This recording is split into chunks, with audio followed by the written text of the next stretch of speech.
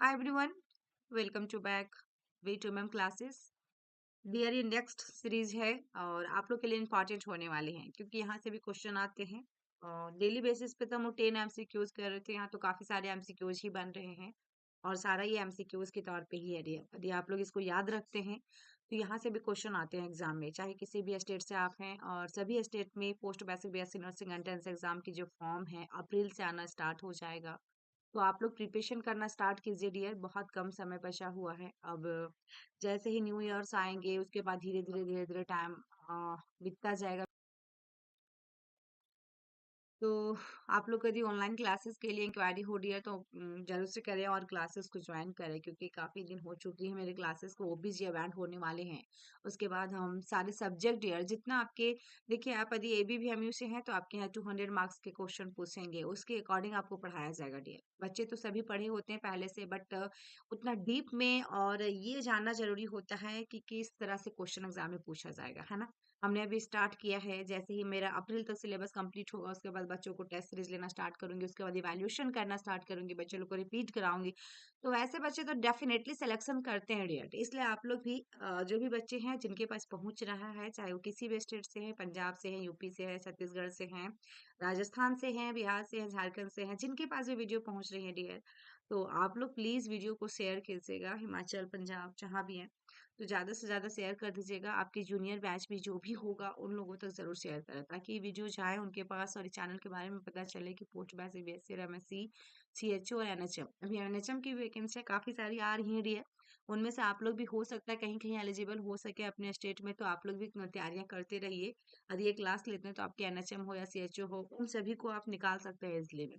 ठीक है, तो क्लास को ज्वाइन कीजिए, बहुत सारे फायदे होने वाले हैं। आप ज्यादा जानकारी के लिए नंबर पे बात कर लीजिएगा, 7250482295। ओके, इस नंबर पे आप बात कर सकते हैं। तो चलिए हम आज जो बात करने वाले हैं, डिस्कस करने वाले हैं, और वीडियो कैसी लगी कमेंट में जरूर बताइएगा और शेयर जरूर करें डियर।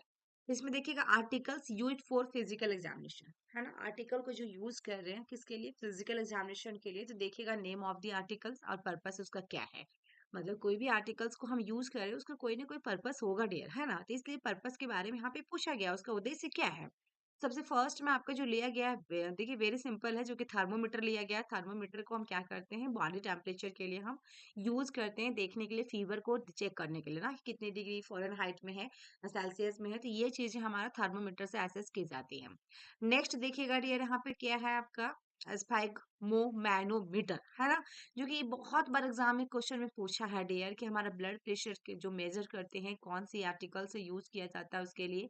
तो आपको देखिएगा क्या यूज किया जाता है डियर, स्पाइगोमैनोमीटर, जिससे हम लोग ब्लड प्रेशर को क्या करते हैं, मेजर करते हैं। बीपी को देखते हैं कि आपका सिस्टोलिक डायस्टोलिक कितना है ना। सिस्टोलिक डायस्टोलिक भी आपको नॉर्मल रेंज मालूम होना चाहिए डियर, वो भी आपको बहुत जरूरी है। 120/80 होता है ना, सिस्टोलिक बाय डायस्टोलिक। ये आपका सिस्टोलिक, ये आपका डायस्टोलिक है। नेक्स्ट हम बात करेंगे, देखिएगा डियर, लैरिंगोस्कोप, जो कि आपका क्या है, फोर्थ एग्जामिनेशन ऑफ लैरिंग्स के लिए, है ना। उसके बाद स्टेथोस्कोप से भी हम लोग क्या चेक करते हैं डियर, इसमें सुनने की काम करते हैं, लिसनिंग के काम होता है डियर।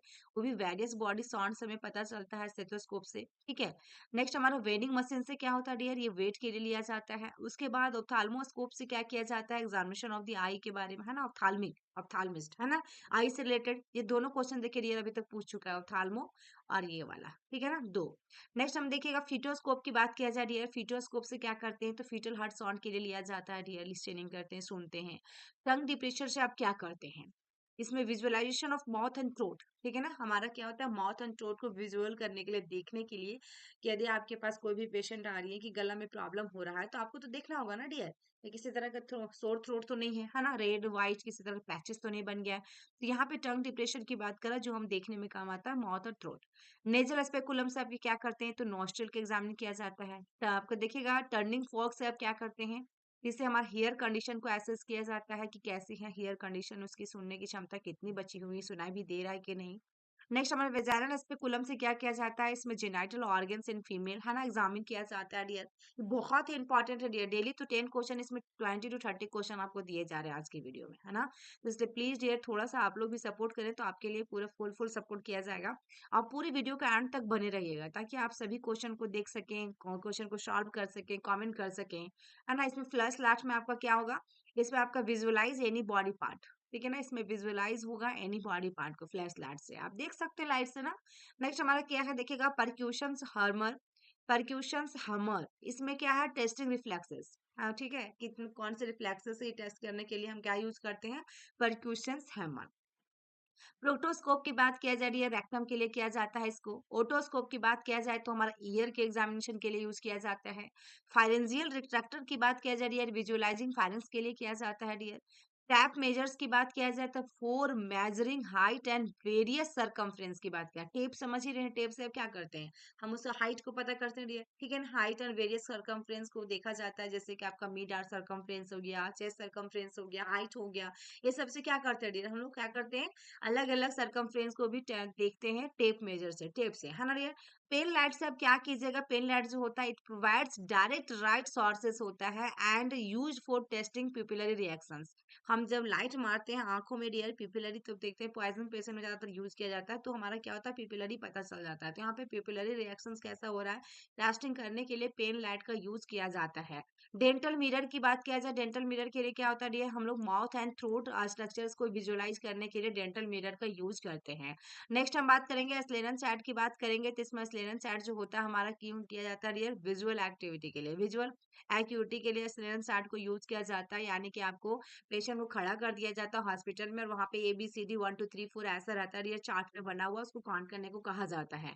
फिर लुब्रिकेंट में आपका क्या है डियर, लुब्रिकेंट में आपका प्रोवाइड करते हैं लुब्रिकेशन फॉर वेजाइनल और रेक्टल एग्जामिनेशन के लिए हम लुब्रिकेंट का यूज करते हैं। तो ये थी डियर आपका यूजेस से रिलेटेड कि कौन सी चीजें कहाँ पे यूज किया जाता है। वेरी वेरी इंपॉर्टेंट, जितना भी इंपॉर्टेंट बोले डियर उतना ही अच्छा है, क्योंकि इसे एग्जाम में पूछेगा ही पूछेगा। नेक्स्ट हम बात करेंगे pulse rate in various age groups, ठीक है ना। पल्स रेट की बात किया जा रहा है बिफोर हमारा बर्थ, मतलब कि आपका जो रहेगा डियर आपका 160 मिनट और एवं भी हो सकता है।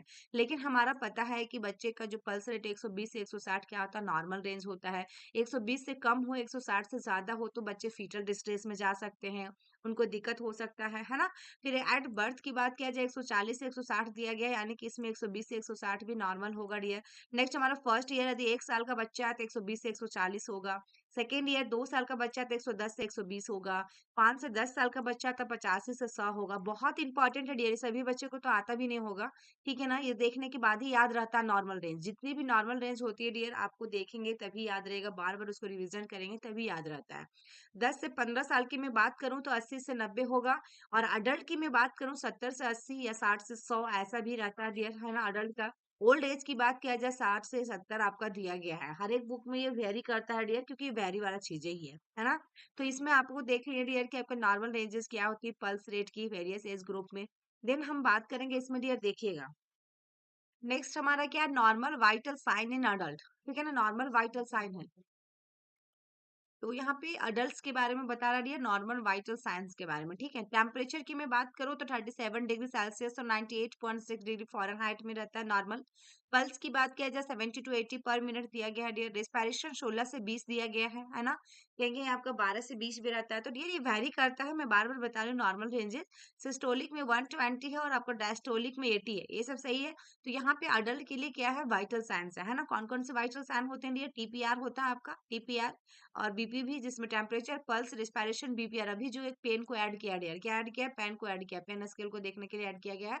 तो ये भी आपका पांचवा जो असेसमेंट है हमारा, जो कि ये वाइटल साइन का। ओके, नेक्स्ट देखिएगा डियर, यहाँ पे क्या है कि नॉर्मल टेम्परेचर और वेरियस साइट। नॉर्मल टेम्परेचर देखा जाए वेरियस साइड से, जब हम लोग चेक करते हैं डियर अलग अलग साइड से, तो उसका नॉर्मल टेम्परेचर कितनी होती है।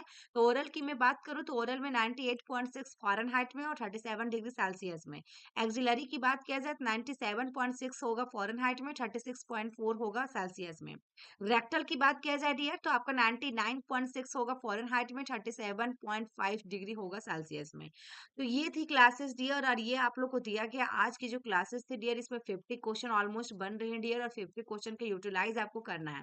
ये नॉर्मल रेंजेस थी डियर। आपको क्या करना है, शॉर्ट नोट्स बुक लेना है जिसमें से छोटी सी पतली सी कॉपी की तरह जो 10-20 रुपए में आता है, जो हम जितना भी नॉर्मल रेंज वगैरह लिखवाते जाएंगे आप उसको अलग से लिखिएगा डियर, ये सारी चीजों को, ताकि जब भी आपको भूलने की आदत हो या फिर भूल जाते हो आप, तो आप हमेशा उसको पलट के देखें, एक बार याद करें, क्योंकि बच्चे लोगों को काफी कमेंट भी आते हैं कि मैम कैसे याद रखूं नॉर्मल रेंज को, तो आप ऐसे ही याद रख सकते हैं डियर।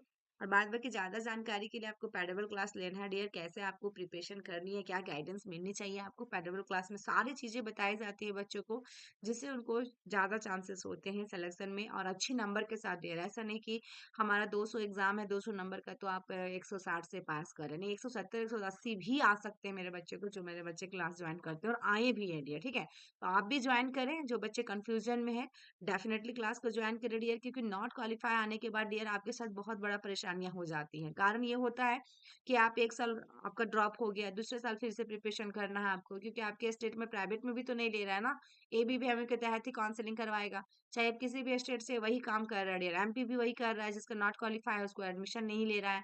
तो ये चीजें बहुत दिक्कत आ गई हैं, इसलिए आप लोग पढ़ना स्टार्ट कीजिए और क्लास लीजिए, और उसमें क्या होगा, क्वालिफाई के साथ साथ गवर्नमेंट भी मिलेगा डियर। नॉट क्वालिफाई वाले बच्चे पिछले बार क्या हुआ था कि बहुत बच्चे अभी परेशान है, उसका 9,000 8 टू 9,000 ऐसे ही बर्बाद हो गया था पैसा डियर, क्योंकि काउंसलिंग में फॉर्म फिल करने में ये सब चीजों में पैसा वेस्ट हुआ, बाद में की सिलेक्शन भी नहीं हो पाया, चाहे वो प्राइवेट हो या गवर्नमेंट हो। तो आप लोग के साथ ये गलतियां ना हो, क्योंकि आपको तो यहाँ पे अनुभव मिल रहा है, यदि आप दूसरे से नहीं पता चल पा रहा तो आपको चैनल के माध्यम से सारी चीजें इन्फॉर्मेशन दी जा रही है डियर, ठीक है। और साथ में इस चैनल में जो भी बच्चे हैं तो वेद नर्सिंग क्लासेस को भी फॉलो कर लीजिए, वेद नर्सिंग क्लासेस पे भी वीडियो अपलोड किए जा रहे हैं, वहां भी वीडियो डेली बेसिस पे दिए जा रहे हैं। उस चैनल को फॉलो कीजिए, दोनों चैनल को डियर, जो भी वीडियो आपको मिल पा रही है दोनों को ज्यादा से ज्यादा शेयर जरूर करें, ताकि हमें भी लगे कि मेरे जो भी ऑडियंस है, जो भी फैमिली मेंबर्स हैं सही से सपोर्ट कर रहे हैं, ताकि हम लोग भी आप लोग के लिए कुछ कर सके डियर। थैंक यू, फिर मिलते हैं नेक्स्ट वीडियो में नेक्स्ट सीरीज के साथ।